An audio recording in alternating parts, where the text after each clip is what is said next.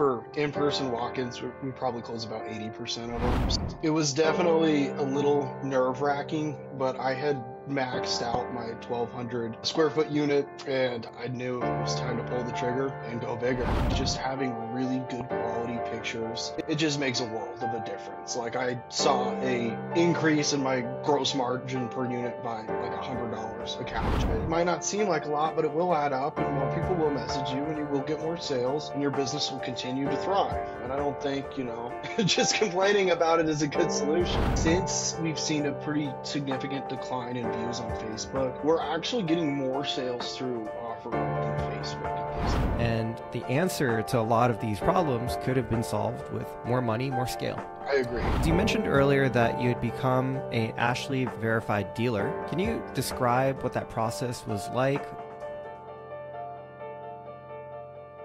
Hey, flippers, are you still managing your reselling business the old-fashioned way? In today's fast-paced market, leveraging technology isn't just an advantage, it's a game changer. That's why we created Ivy Flip, the ultimate app designed to supercharge your reselling business. With Ivy Flip, you can effortlessly source products from Facebook, OfferUp, and Craigslist, all from one easy-to-use platform. Say goodbye to missed opportunities and hello to instant notifications when great deals are posted.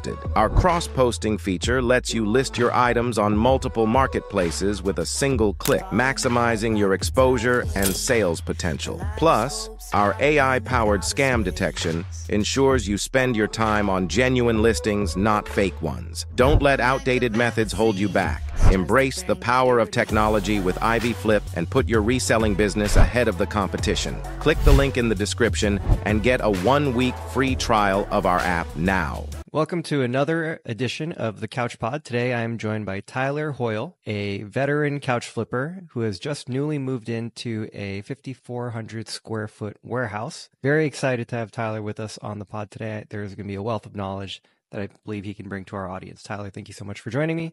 If you could give our audience a little bit of your background, your story about how you got started couch flipping, that'd be a great place to start. Yeah, thanks, Charles. Excited to be here. So I started couch flipping about 3 years ago. I was a day trader, actually, and eventually my strategy stopped working as well as it once did, and I needed to find another source of income. One of my friends hit me up and told me he was cleaning up flipping couches, and I thought that was the craziest thing I'd ever heard, but I decided to give it a shot. I started with just a really crappy pickup truck, and then slowly scaled up from there. I got an 800 square foot warehouse about a year later. And then 6 months later, I upgraded to a 1,200 square foot warehouse. And then about 6 months ago, I just got into this 5,400 square foot place. And what has the difference been between the smaller warehouses and this huge warehouse that you just moved into? Because 5,400 square feet is no joke for couch flipping.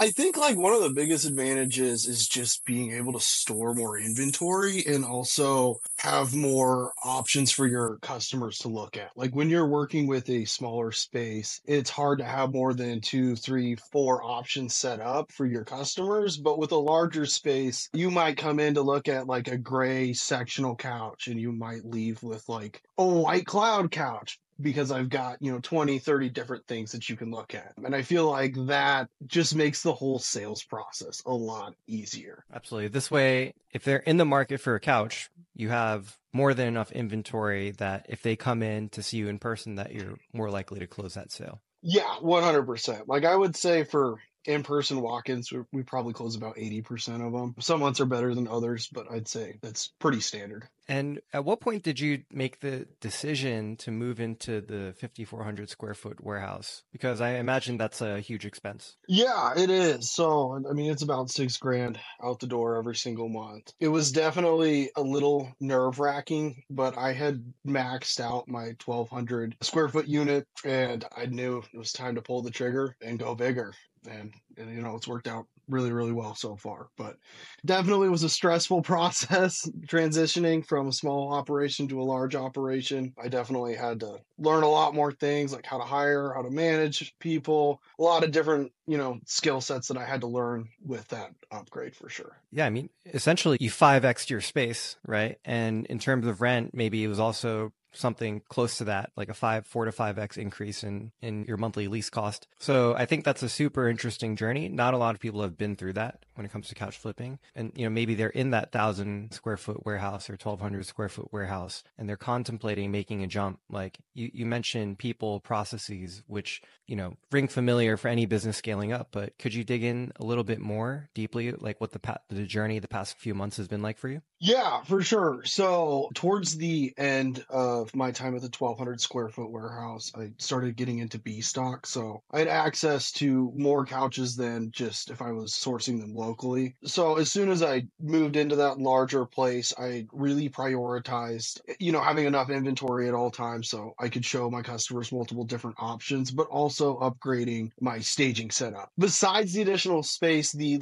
biggest game changer for my business is just having really good quality pictures, good quality videos for your listings. It just makes a world of a difference. Like I saw a increase in my, gross margin per unit by like $100 a couch after I just got better pictures. A fairly cheap expense, but if you look at, over the long run, it's produced a ton of capital. So I think just really reinvesting back into the business is super important. What does your daily operation look like today? Like how many people are involved? Like what is your role in the operation versus what are you outsourcing or hiring out? Yeah, so right now it is me and I have a business partner, and then we have 4 full-time employees. I handle mostly all the finances and I do a lot of the managing. My business partner does a lot of the sales, and then he's really good with product development. We have a couple of brand new product lines, and he designs those and organizes all of that, oversees stuff. My employees all kind of do the same jobs. It's not like one's a cleaner, one's a delivery guy. They all kind of just cycle through those roles. So some days they might be cleaning all day. Some days they might be delivering couches all day. Sometimes they might be picking things up. It kind of just depends on what is needed for the business that day. Very interesting. Now, actually, one of the main topics I did want to cover with you today is B stock and buying pallets of this returned inventory. There's a lot of people that are curious, how do I scale up my flipping operation?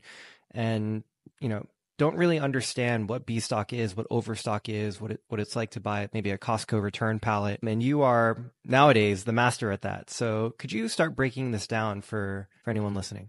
Yeah, so I would say the biggest thing for me for B stock that has been helpful is you really have to buy the full truckloads. If you want to, try and buy the LTL, it stands for less than truckload shipments, they're going to be, maybe 3-4 items a shipment, but your cost per item is substantially higher. And there's also going to be other fees. Like if you live in a residential area, you might have to get liftgate service, and your cost per item goes up substantially, and it makes it very, very hard to turn a profit margin. But if you buy by the full truck and you have the space and the resources and the people to fulfill enough sales, I definitely think it can help scale up your business. But I wouldn't really recommend B stock for somebody just getting started. I would say you definitely would want to have at least 2,000 to 3,000 square feet and at least 1 or 2 full-time employees, because they're big items too. They're heavy. These are not little couches that you can easily to deliver people. They're big, bulky, heavy items. You don't want to drop them. They're leather. They're expensive. It's definitely way more involved than a normal used couch you would find on Facebook Marketplace.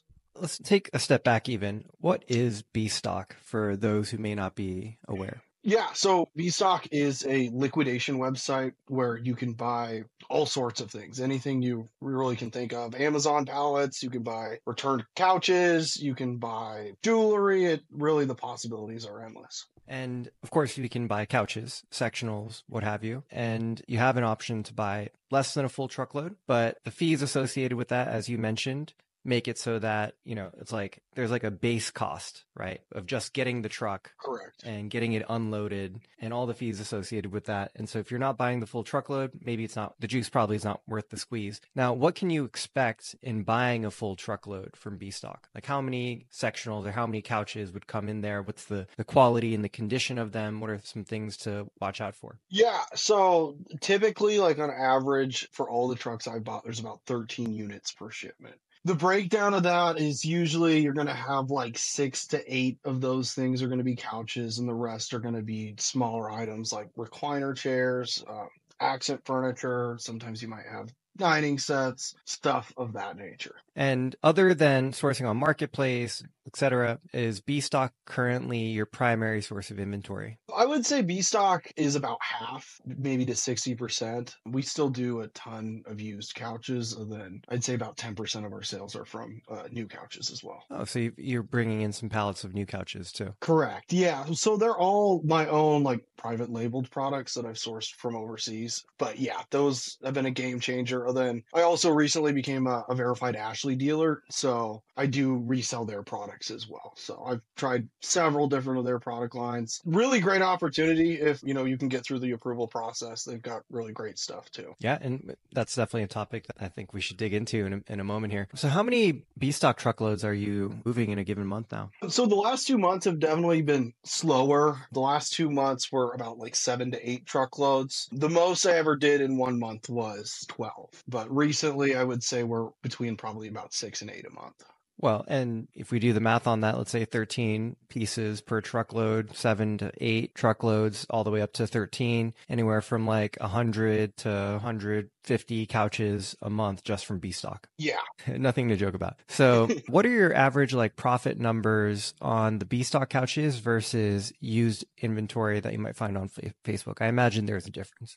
For sure. Yeah. So you have to factor in, like, for B stock, one of the important things is a lot of the times, some of the items you might actually lose money on. And at least in the used sectional game, you don't lose money on couches. That's just not really a thing I personally have experienced. But with B stock, sometimes they might send you something and it's damaged and you either have to throw it away or sell it for substantially lower than you wanted to. So there's definitely more risk. And I would say your profit per item is definitely going to be lower. For used couches, I'm typically shooting for like a $500 margin. That's typically what we average. Whereas B stock has ranged from about $300 to $400 a unit. Yeah. And what kind of couches are you getting from B stock? Because, it could be like a floor unit, it could be a customer return, it could be something that's like damaged. So typically, what are you seeing coming in these truckloads? Honestly, it's like a mystery box every time, man. It's like Christmas morning. Sometimes you get a really good truck and sometimes you get a really bad one, and you just got to be able to roll with the punches either way it goes. I would say, like, in a good truck, most of the items are going to be like new, very lightly used. A lot of the time, they'll still have the tags on them, and ideally they're all fully functional. I would say, like, one of the biggest problems you're going to have is broken recliners. That's very, very common in these B stock shipments. You need to know how to repair them, where to get their correct parts, how to source them at a cost effective number and stuff like that. Whereas, like, with a used product, it's pretty self-explanatory. You clean it up, get a couple nice photos and sell it. There's not, as much involved. Right. And recliners in particular can be difficult to deal with, like power recliners, even if it's not like doesn't have a motor, they're literally moving parts that if you don't know what you're doing, like what So what do you do? Do you actually fix them up, or do you take them to the dump? What's the process? So it really depends on, like, the extent of the damage. On the ones I can repair, I do repair. I've repaired so many at this point, it's pretty easy for me. But like this last week, we got sent this gorgeous white leather recliner, still had the tags on it. So I was super excited. And one of the major recliners was completely busted. So we ended up selling that for about half of what we budgeted for, because we just had to throw that piece out entirely. But I mean, that's just how it is. You have to, be willing to take that chance. Yeah. And is there like a dispute process with B stock? Because, like, let's say they send you a pallet or like a truckload and it's total junk, right? What recourse do you have, if at all? Yeah, so like when I first started, I had a friend that had done it in the past, and he had some success getting money back from B stock because they sent him a really bad shipment. I personally have had no success at all.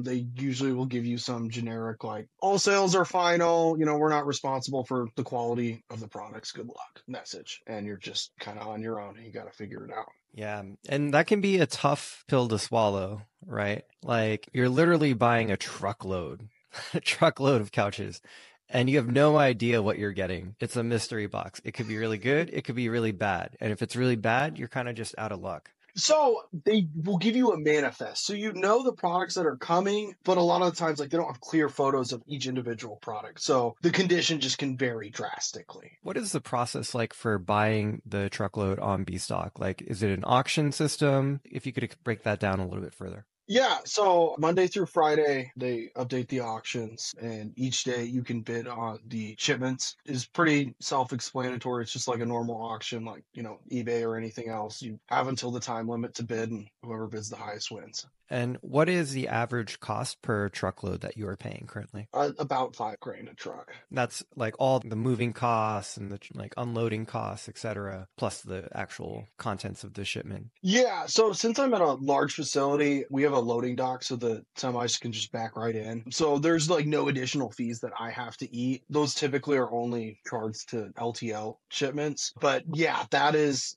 on average about what we're paying. Some shipments are more, some are less. Like the most I ever paid was $9,000, but I would say generally you're looking at like 4,000 to 6,000 every time. And I'm sure there are pallets that come in that are worth, maybe pallet is the wrong word, truckloads that come in that are worth more, priced more at auction, that have like maybe slightly higher quality brand names or potentially even better furniture. But it seems like you're kind of steering clear of that upper end and sticking more in this mid range of 4 to 6. Is there a reason for that?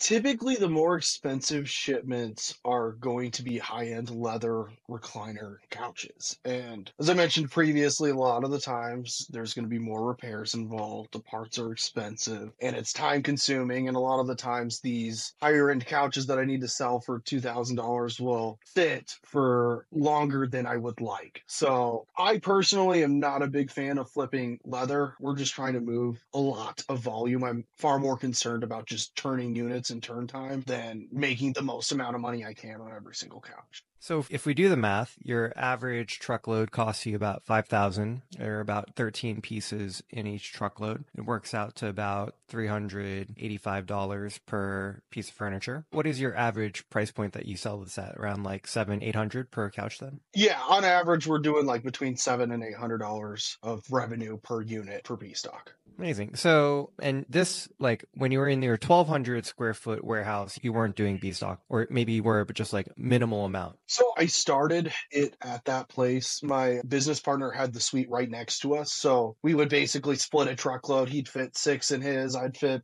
6 or 7 in mine. And then we'd also have a handful of used couches. So we could do about 1 truckload at a time. But at this new facility, I can do between like 4 and 5 trucks at any given time.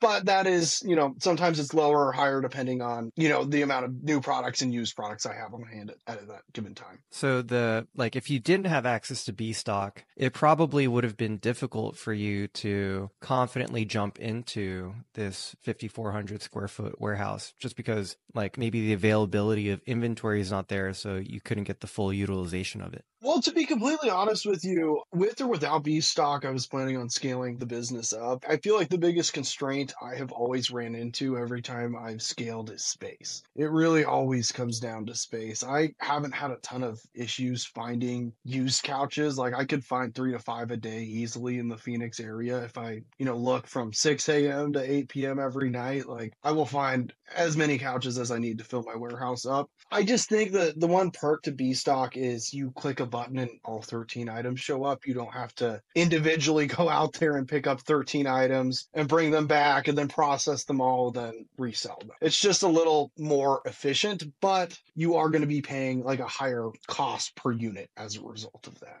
Absolutely. And that's sort of, it's kind of like investing, right? You want to diversify across different asset classes is a good way to think of your mix of inventory. So some inventory you have to work a little bit harder for, but you can make more money on. B stock, maybe you're going to make a little bit less money, but it's 13 at a time. And then you have your new products, which have demand all of their own, but come in the box, easy to ship, easy to store, but maybe you're making the least amount of profit there. Yeah. On like a dollar per dollar basis, you are exactly right. Like the used is by far the best, and then B stock, and then the new products. But the way I look at it is it's like, if you have a table, you want all 4 legs on your table. A table with 1 leg isn't going to be very sturdy. So if I can have multiple different sources sources of products that I can sell to people, it's going to be a lot more of a stable business, and there will be a lot more room for opportunity and growth. Absolutely. And as one channel ebbs, the other will flow and vice versa. And that's on the sourcing side. And the interesting thing about most flipping businesses is that you're making money primarily on the buy, right? Like the better deal you can get when you're buying something directly translates to your profitability when you're flipping it down the line. But an equally important part of the business that can't be ignored is sales and distribution. So what have you done to make yourself resilient on the sales side in the same way that you have made yourself resilient when it comes to sourcing?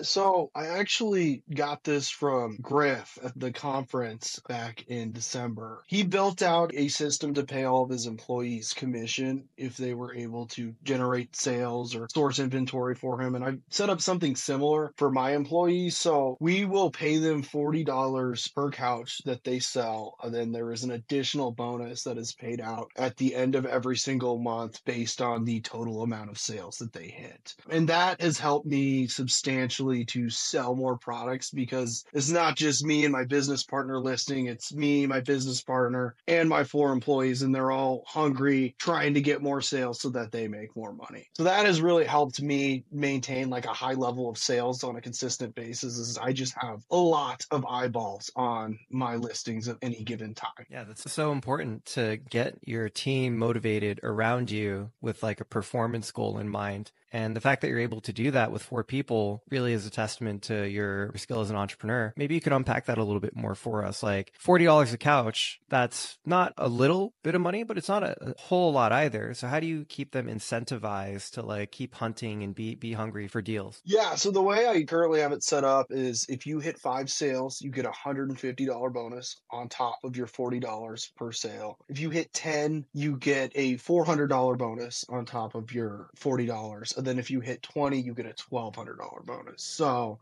my best guy is selling like 20 to 25 couches a month for me. And, he's consistently making an extra $200 to $2,200 on top of his base rate every single month. And I feel like it just incentivizes all the employees, and it gives them like more camaraderie. They can talk shit to each other like, oh, I got that sale and you didn't. And I feel like the more they, smile and laugh and can have fun, the happier they'll be and the more efficient and productive employees they'll be for me as well. Yeah, it makes total sense. I mean, if you have $40 per couch, and then 20 couches, that's $800 in bonus, but you hit that 20 couch threshold, you get an extra 12. And so what is that? That's about $100 a couch. So in effect, by pushing his performance to that level, earning $40 a couch makes $100 a couch. That sounds way more appealing, right? And like, how do they make the sales for you? Are they listing on Marketplace, or how are they dealing with customers as they walk into the warehouse? How does the distribution work? Yeah, so I have them list on Facebook Marketplace and OfferUp. We generate a ton of sales through OfferUp. So they're actively posting on both of those platforms every single day. In terms of dealing with customers, it's typically something either myself or my business partner will handle the sales. From time to time, if one of us is out of office, I will have one of my guys handle the sales. And, they're totally capable. They can get the job done. But typically, I would prefer to handle that myself. Understood. And this is an interesting segue for us because, Tyler, actually, one of the reasons I reached out to you initially is because not only have you built a tremendous couch flipping business, but you are the #1 user of Ivy Flip's cross-listing feature. We actually did the math, and you beat the next person in terms of utilization of cross-listing by something like 30-40%. And oh, wow. I mean, you're literally putting up like 25 listings a day using the cross-listing feature. So maybe is that just you? Are your employees utilizing the cross-listing tool as well? I'm curious, like what's going on behind the scenes. Yeah, so as of right now, it is just me. I have a separate business account for the page, and my business partner is also set up on cross-listing, but we're trying to get all their templates set up just to make the process a little bit more efficient. But I personally think like it has helped my business tremendously just because of the amount of time I can save. Not only that, but it helps me stay more organized. I don't forget to list one of the 40 items I have for sale at any given time, because I can just scroll back through, see, oh, I listed these 20 items the day before, I got to relist whatever, these 5 items. And that way it keeps me on track and make sure I don't let a couple of those smaller items slip through the cracks and eat up valuable space in the warehouse. Absolutely. And Lately there's been a lot of talk about depression in views on Facebook listings. Is that something that you've experienced as well? Yeah, for sure. So I would say like our sales have dropped about like 25 to 30% over the last 2 months. The views I would say have dropped probably by almost 50%.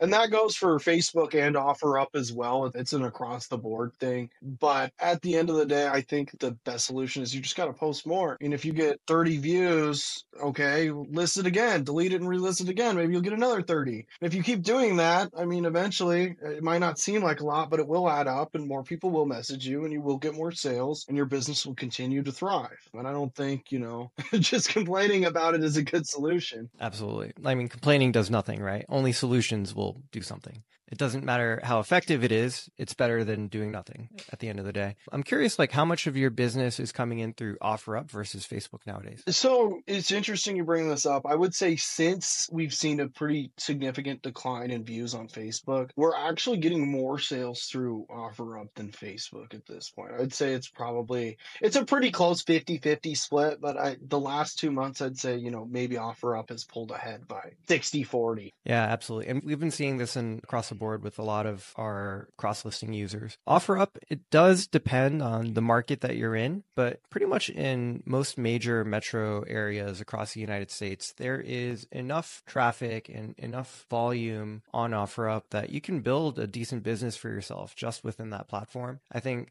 some people, they tried it, maybe they didn't have some success initially, and so they just wrote it off completely. But OfferUp is a thriving business. There's a lot of care and attention being put into that platform to make sure that the listings are quality, and they've done a better job at reducing like the infiltration of spam than Facebook certainly. And so I wouldn't discount it. And the difficulty with OfferUp and the problem that we solve with the cross-listing tool is there's not really a desktop interface for listing, which can be problematic if you're trying to do a bunch of listings at once and you're copy and pasting with your thumb on your phone. And then there's also no ability to duplicate listings. So you can't quickly archive and relist an old listing. You have to go create it all from scratch over again. And this is important because like on Facebook, you can relist once a week and it refreshes your listing so it goes back to the top of the pile on the marketplace. But on OfferUp, there's no option to do that. And if you look at the analytics for views, your listing views drop off precipitously after a week, or after a day rather. And so when on OfferUp, the game really is you have to go and relist all of your items once every other day minimum if you want to be competitive on OfferUp. That's just the reality. Yeah, I could not agree more with that statement. OfferUp is just about sheer volume of posts. Time of day definitely helps too. If you're posting at 7 a.m. in the morning, there's probably not that many people looking for couches at that time. And the way their algorithm works, I've just personally found like posting a little bit later or towards evening time will get a lot more clicks and a lot more views and messages. The other feature that's super useful if you have a larger operation in a storefront is you can actually pay for a verified business account. So that's something we have set up, and it allows me to promote 75 different items at any given time, and it gives you 300 posts per month, and it costs $825. It's definitely expensive, but it generates a lot of sales for us. Absolutely. And, if you wanted to post 300 times on OfferUp anyway, they're going to charge you per post. I think it's like it's $1 per post after like the first 15, something like that in couches. Yeah, I think it's 25, then it's $1 per post, and they'll generally cap you at 300. That's a problem I've ran into lately is I need more posts and they won't give them to me because they don't want you spamming. But I understand, you got to find other ways around it. Yeah, maybe, I don't know, maybe you could have another business profile. I mean, that's linked to your EIN though, I imagine. They like make you validate that you're a business, right? Yeah, for sure. Like you have to show them your lease and like all the stuff that's like important to make sure that you are in fact a real business and you're not out here, scamming people or something like that. Another big advantage of scaling up your business and operating as a warehouse, in having a warehouse, having a showroom, is that you can do things like get that validated business profile with OfferUp, offer financing to your customers, So there are a lot of problems that flippers are facing nowadays, or, maybe they're feeling these are the same problems, but they're feeling the pain a little bit more acutely. And the answer to a lot of these problems could have been solved with more money, more scale. I agree. Yeah, and this was one of the most important lessons I learned from my business mentors when I was coming up as an entrepreneur, is just like money solves all problems. I don't know if it solves all problems, but it solves most business problems, right? Yeah, for sure. More capital will solve 99% of your problems. You can fix just about anything with more money, but if you run out of money, you're going to be in a world of hurt. So can't let that happen. And even just a short-term lapse in ability to generate cash flow can be devastating for a business. And that's why I think it's really, really important to prepare for those days when things are going well. And the people that put in that work in the past, made that preparation in the past, are the ones that are sort of dealing with the downturn in marketplace views, or increase in scam listings that seems to be affecting a wide number of couch flippers nowadays. And what's going to happen, I believe, is that it's going to cause many couch flippers to get out of the game. The ones that got in thinking it would be easy, or the ones that got in just wanting to side hustle and make a little bit of money. But it's the people that took that opportunity in front of them and planted roots and started building a brand for themselves and really invested in their business that are going to come out ahead. So when things get tough, not everyone is going to persevere, but the ones that do will emerge even stronger ahead of the pack. Yeah, definitely has been true for me. Every time things get hard, I feel like that's the time you need to buckle in and push a little bit harder. And every time I've done that, it's always worked out well for me on the other side. It's a great, great mentality. And, we were talking about earlier, you are a pretty built guy. You've been working out for 10 years. There's a certain level of discipline that goes into, building a business or building your body, right? And I'm curious, what your daily routine even looks like in your business. Take me through a day in the life of Tyler Hoyle. All right. So I usually wake up around 5 or 6 a.m. I'm usually at the gym for between 6:30 and 7. I work out for an hour, hour and a half. Then I'll get a bite to eat, head to the warehouse. I'm usually here around 9, and I stay till 5, 6 o'clock, and that's 7 days a week. Monday through Friday, typically we're unloading trucks, new stuff from B Stock, getting new stuff from Ashley, and sending out the items we have to sell for that day. From 9 to 5, I'm just selling customers, managing employees, listing items, creating, new marketing, trying to get people in the door so I can sell more products. Is that Monday through Friday? Is that including the weekend? What's the breakdown look like? So Monday through Friday, it's I'm typically preparing for the weekend. So Monday through Friday, we're getting new inventory, we're getting it cleaned up, repaired as needed, getting photographs of it. And then Thursday and Friday, I'm trying to lay everything out like a showroom. The weekend is where we generate a ton of traffic and a ton of sales, and it's very important to have items laid out. It's hard to sell couches when they're stacked up or stored away. Just people getting a good first impression of the couch is huge. If they see it stacked up, they're probably not going to buy it. So that's one thing that's really important for my business, is at least having something set up at all times. Sometimes it does get, hectic if we have a lot of inventory, but during the week, we're getting everything prepared, and then come Thursday, Friday, we're laying everything out, running ads, trying to get as much foot traffic as possible on Saturday and Sunday. Understood. So really no days off. No. No days off. Every once in a while I'll get, 1, maybe 2 days off a week. But yeah, I love what I do, man. It's not like I wake up and I'm like, crap, I gotta go work. I wake up and I'm like, all right, let's go. It's time to hit the gym. It's time to make some money. It's time to improve the business. I love it, man. So it's easy for me to get up every day and do this. There's nothing I'd rather do. No Sunday scaries. No. I think it's understated how important that is. And personally, one of the reasons I chose entrepreneurship as well is just that feeling of dreading having to go to class and sitting there and being bored, or, having to do that with an employer, just not living a life that I was happy about, or, I could authentically be myself. And I'm very thankful every day for an opportunity to live life on my own terms, make money on my own terms. And even if I don't become the richest person in the world doing what I'm doing, at least I'll have enjoyed the journey. And so such a critical and important part of the entrepreneurial journey is waking up feeling good about yourself, feeling good about what you're doing. Yeah, 100%. Like I've been exactly where you were and working some job you don't like, and it's just miserable. And I don't know, life's way too short to do that sort of thing, man. I feel like you just got to go for it. And if it doesn't work out, you learn. You can pivot and try again. But if it does, a lot of the times it turns out way better than you expected it. Absolutely. And, going back to this idea of discipline, I mean, the past 2 months, probably they've been tough, right? Like sales are down, you have more expenses than ever, your business is more operationally complex than ever, and yet you seem to be in good spirits, right? Like you're taking it in stride. You're not like, oh no, the sky is falling, what do I do? You're like, I'm coming in and I'm going to do the same thing that I've been doing day in, day out. So like, what enables you to approach your business and your work with this attitude? I think for me, it's because I take a like a long-term perspective of it. It's not like I think about this like, oh, I want to be in the furniture business for the next 6 months. It's like I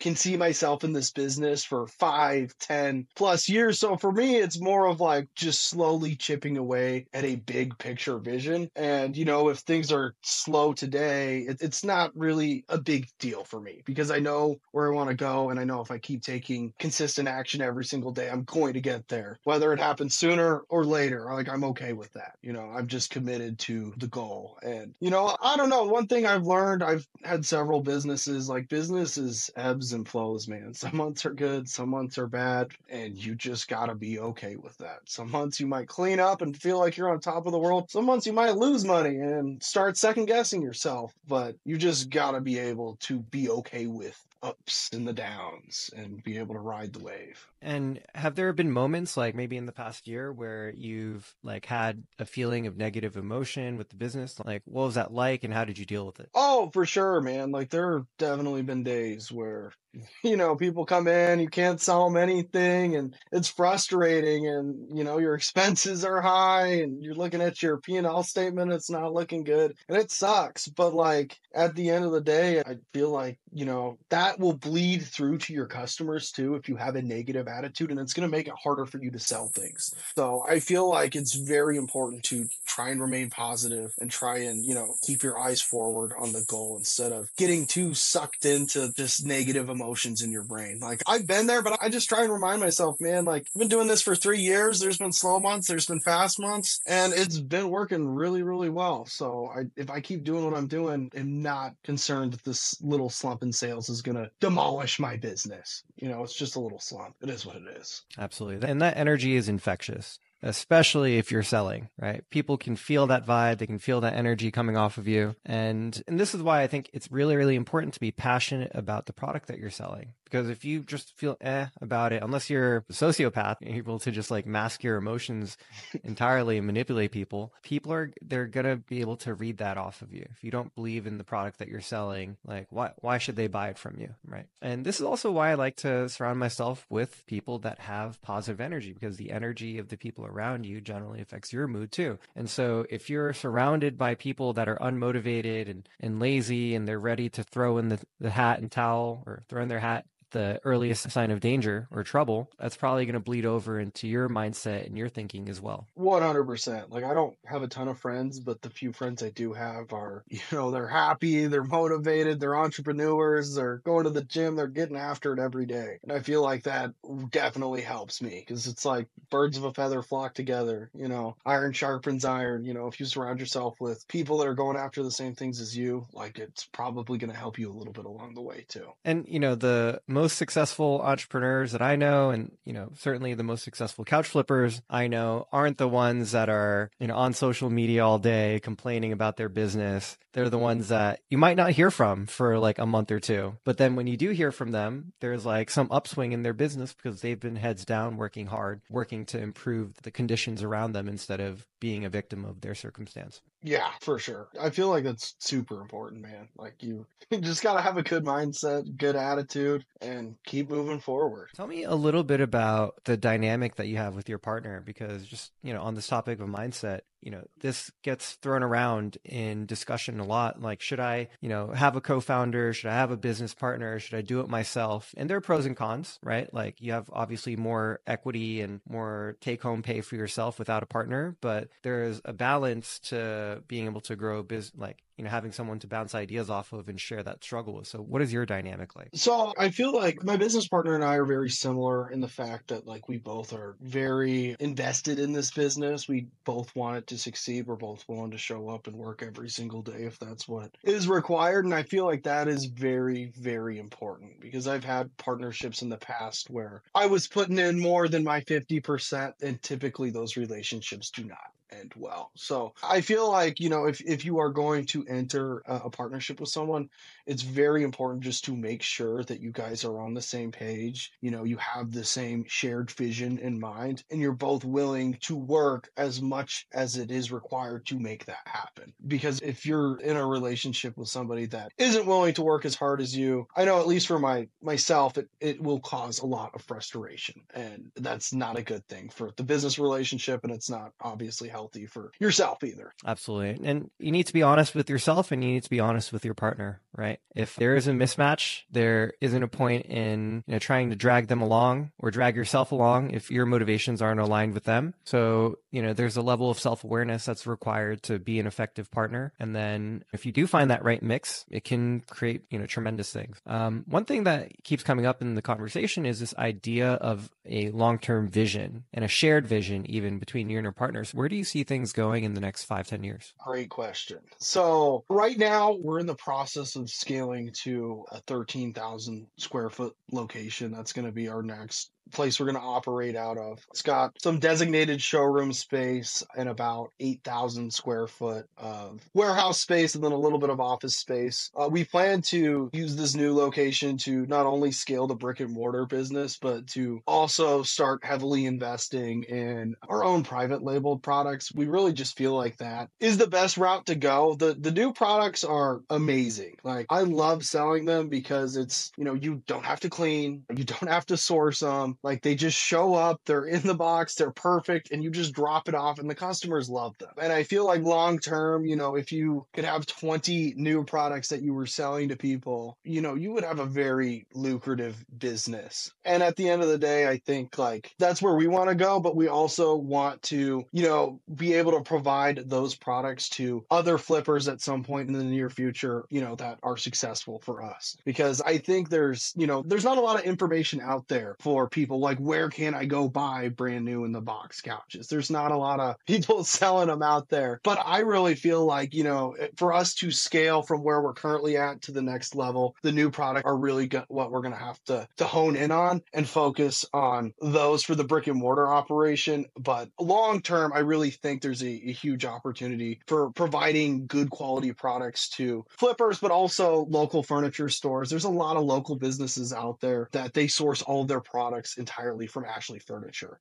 And, I think there is a big opportunity for, me to go into a flipper or to another furniture store and be like, hey, why don't, you try my private label product? I can get you a better price on it than Ashley will. And at least now you have another supplier for inventory. I don't really think there's a lot of companies out there doing that. And I think that's, where we want to take the business going forward. Absolutely. And I think there's going to be more opportunities for, flippers in this entire ecosystem as more private label brands such as yourself get introduced and make that supply available. One more follow-up question for you, just as a segue, is you mentioned earlier that you had become a Ashley verified dealer. Can you describe what that process was like? Things like a flipper should be prepared with if they were to, want to do something similar? And what are some of the benefits of being an Ashley verified dealer? Yeah, so the process is pretty straightforward. You have to submit a whole bunch of information. Do they want to, make sure you have a lease, like an actual storefront? They're going to want bank statements. They're going to want to make sure you're,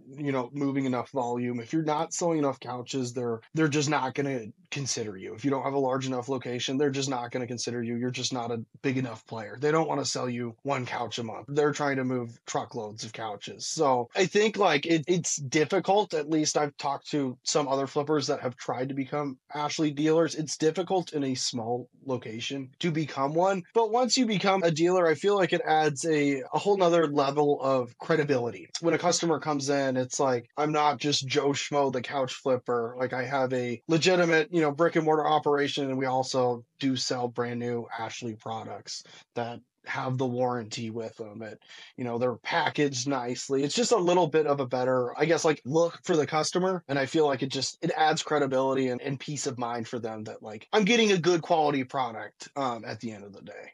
Absolutely. And so you'll probably have like a couple like Ashley floor units out. And then if the customer wants to buy them, they'll get shipped directly to them by Ashley. So we don't do it that way, actually. So I typically will have a few floor models out, and then I'll actually have product in stock. So the biggest hurdle, so far with these new products is, if you have 10 floor models, you might be looking at $10,000 to $20,000 in capital just tied up sitting on your showroom floor that you can't, redeploy into other things, which hurts. Velocity of money is very important when scaling the business. So like the Ashley products are great, and it definitely brings more customers in the door that might not have come to your establishment. Like it's a different avatar that you're selling for. The person buying a $2,500 brand new cloud couch is not the same person buying a $500 used couch. And so that way it's great because like now I have lower end buyers coming in looking for used couches. We've got people looking for B stock, which are more middle end buyers. And then you've got the buyers that can afford a $2,000-$3,000 couch that are coming in at that higher price point. And that way, no matter which of the three avatars walks through the door, I can always have something to sell that particular customer. Amazing. Makes total sense. Tyler, we are almost at the end of our hour here. It's been amazing diving into the intricacies